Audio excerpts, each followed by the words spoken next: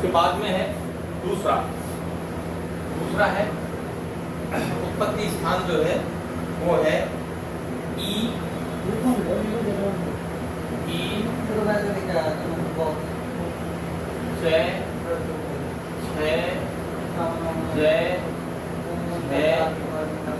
और ये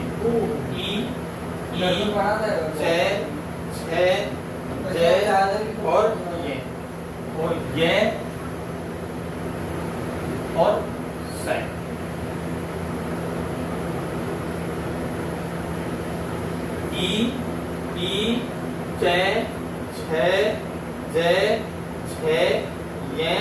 से से और इनका उत्पत्ति स्थान है तालु। ठीक है, और इनको बोला जाता है तालव्य वर्ण। तालव्य वर्ण इनको बोला जाता है तालव्य। ठीक है, फिर आता है तीसरा वी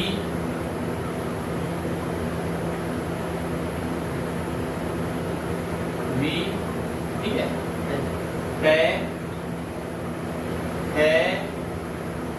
दे है ने। री ते है दे है ने रे और से।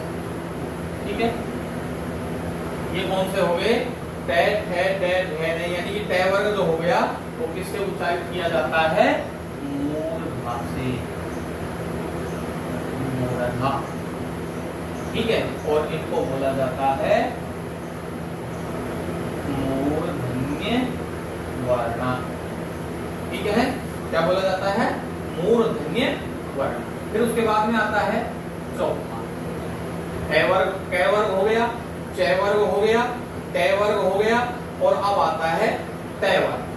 तो इसमें तय वर्ग में ली तय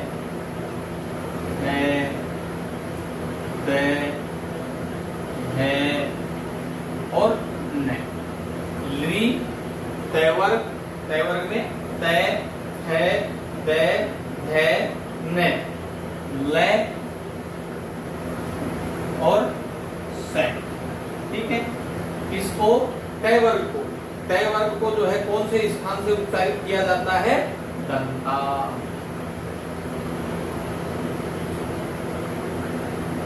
और इनको बोला जाता है दंतव्य वर्ण। दंतव्य या दंतव्य या दंत्य। दंत्य हटा दीजिए, दंत्य।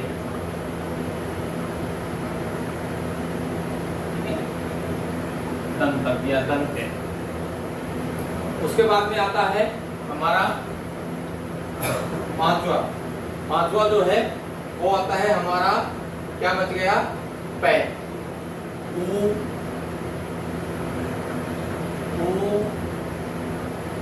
पै है वे है मैं। पै यानी कि पै वर्ग। ऊ पै है, सभी को अलग कर दीजिए। ठीक है, ऊ पै है वे है मैं, और इनका उच्चारण स्थान है ओष्ठौ। ठीक है, इनका उच्चारण स्थान क्या है? ओष्ठौ। और इनको जो है क्या बोला जाता है? ओष्ठै।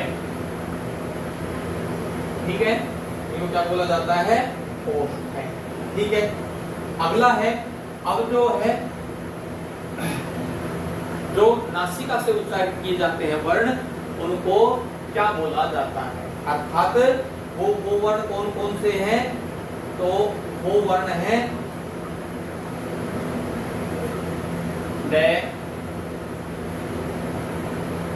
कै वर्ग का अंतिम वर्ण।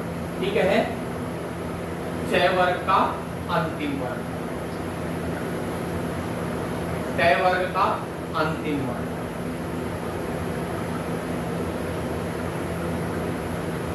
और फिर आता है टय वर्ग का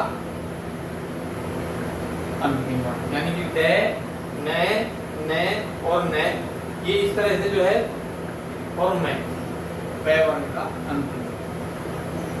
1 2 3 4 और 5 ये बोले जाते हैं नासिका से और कंठादि दोनों से। नासिका प्लस कंठ, ठीक है, नासिका से और कंठ से उच्चारित किए जाने वाले वर्ण है, तो इनको बोला जाता है नासिक्य वर्णा, नासिक्य वर्णा, ठीक है। इसके बाद में आता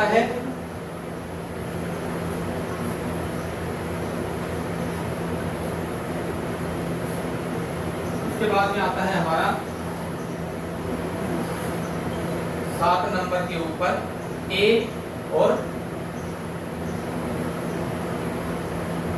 आई।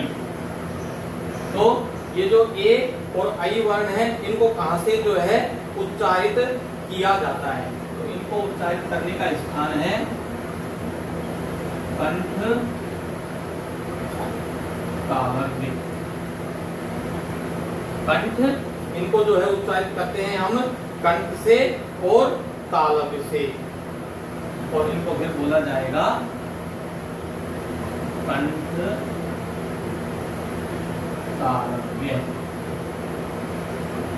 कंठ से और तालव्य से जो है इनको उच्चारित किया जाता है। फिर अगला हमारा क्या बच गया, ओ और औ। ये 2 वर्ण बच गए, कौन कौन से, ओ और औ। इनको कहां से बोला जाता है,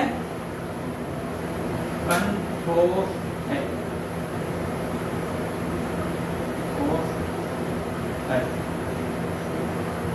ठीक है। इनका उच्चारण स्थान कौन सा है, कंठोष है, ठीक है। और जो है इनको क्या संज्ञा दी गई है, ओ और ओ को कंठोष है वर्णा।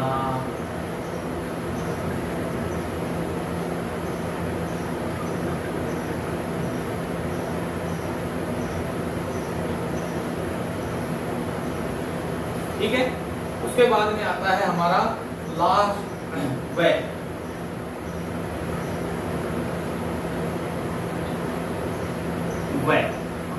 वे वर्ण जो है, इसका उच्चारण स्थान क्या है, तो इसका उच्चारण स्थान जो है करके देखिए, इसका क्या होगा, दंतोष है। ये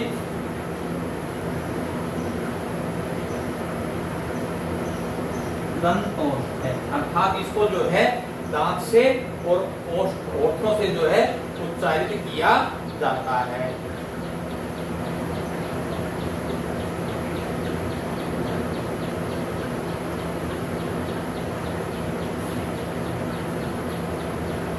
फिर है अंतिम जो है वो है अनुस्वार है। हमारे अनुस्वार भी आए थे ना, तो अनुस्वारों का जो है उच्चारण कहां से,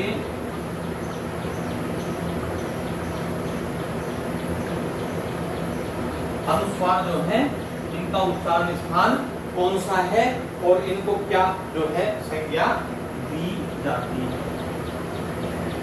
नासिका, किसी भी शब्द के पीछे लगा हुआ विसर्ग जो है, अनुस्वार जो है वो नासिका से उच्चारित किया जाता है और इनको बोलते हैं नासिक्य वर्ण। ठीक है, एक बार जो है हम इसका उच्चारण कर लेते हैं। देखिए, ए आ, कै खे गे घे डे है और विसर्ग ये कंठ से उच्चारित किए जाते हैं और इनको कंठे वर्णा बोला जाता है। ई चे छे जय झे ये से तालु, और इन तालु से उच्चारण किया जाता है, इनको तालव्य वर्णा बोला जाता है। फिर है री री, टे, थे, डे, है, ने, रे और से मूर्धा। और इनको जो है क्या संज्ञा दी गई है?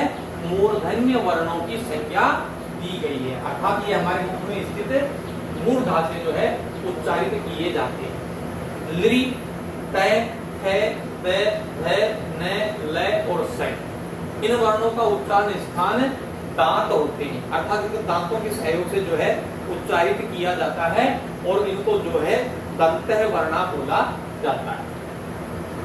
फिर है उ, पे, है, पे, है, मैं, ओष्ठ, ओष्ठ वर्णों की संख्या इनको दी जाती है और ये होठों से जो है उच्चारित किया जाता है, यानी कि जो इनकी उच्चारण की जो उष्मा आएगी तो वह होठों को टच होती हुई या उनके माध्यम से जो है उच्चारित किए जाए। फिर आता है मैं,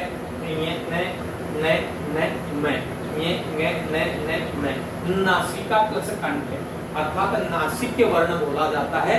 इनका उच्चारण जो है कंठ के सहयोग से और नासिका के सहयोग से बोला जाता है, उच्चारण किया जाता है। ए और आई जो है ये कंठ और तालव्य से, यानी कि तो कंठ तालव्य वर्ण कहा जाता है।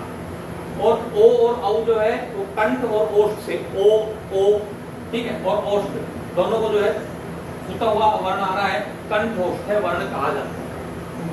वे का जो है दांतों से, ओष्ठ से, दंतोष्ठ जो है से इसका सहयोग से इसका उच्चारण किया जाता है और इनको दंतोष्ठ जो है कहा जाता है।